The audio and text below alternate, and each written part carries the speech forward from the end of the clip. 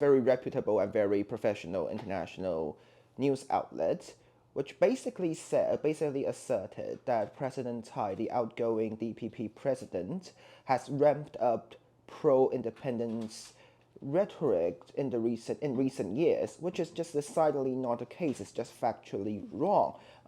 That is not Tsai's position. That's not the modern DPP's position. So portrayals like that in the international press, portrayals like that, or more generally, this false dichotomy of saying, okay, there is a pro-China party and anti-China party, or even a pro-independence party and a pro-unification somewhat party.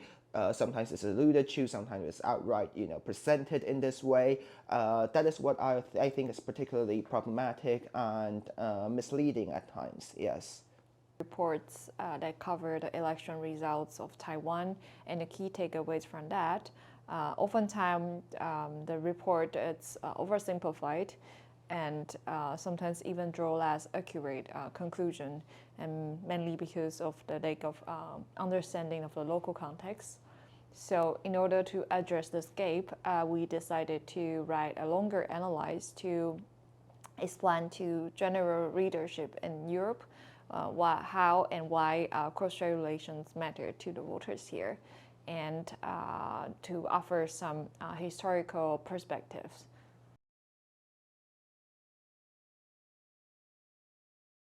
Every Taiwanese, in every election in Taiwan, China is an important theme, China is an important subject. The concrete way in which China matters in each election is different. It cannot be simplified in terms of, pro-China, anti-China. It's not that simple. So in 1996, it is more about, so who is the commander-in-chief that is the most suitable to withstand China's military pressure. In, for instance, 2012, people, rightly or wrongly, believed that unification was not an imminent threat, and they viewed China through the lens, cross-strait relations, through the lens of economic development, and at that time, China is still a attractive destination of investment, not the case right now. But at the time, people were thinking, oh, maybe more economic integration with China will be beneficial. So that is back in 2012. In 2020, it was more about preserving Taiwan's political autonomy, that is in the face of Xi Jinping's aggressive rhetoric, and even more importantly, the anti-ELAC movement in Hong Kong and how it was brutally cracked down. Okay, and in this particular election, the way in which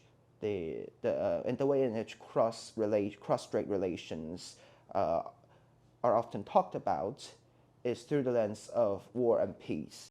Vote for the DPP generally in terms of Taiwan-China relations or cross-strait relations, especially in this election. Let's build up our defense capacity. Let's invest more in our defense capabilities. Let's integrate ourselves more with the US, with Europe, and let's build up our capabilities this way in order to withstand China's pressure. Certain DPP voters still aspire to independence one day, sure, but that is not what is on the ballot in this election.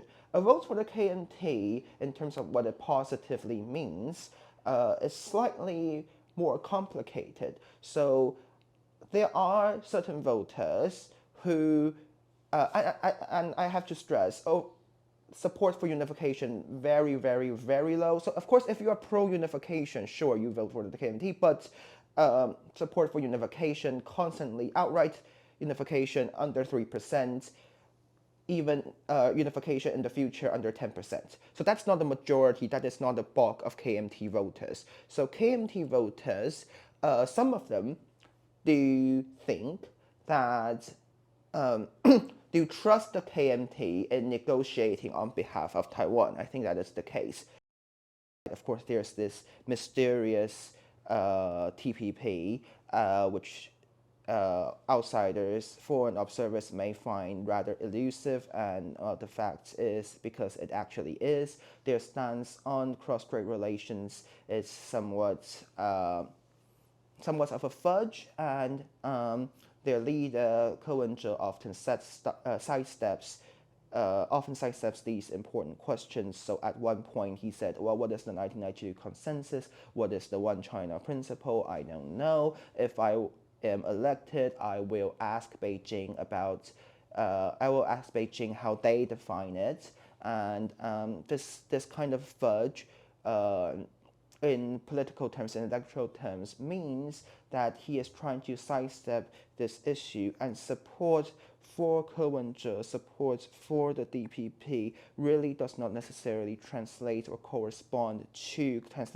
or correspond to any concrete specific stance on cross-strait relations, on the issue of sovereignty, how we should best deal with China, because frankly this is sort of a undefined space, to put it in a more charitable term. It's sort of undefined at this point. Yeah.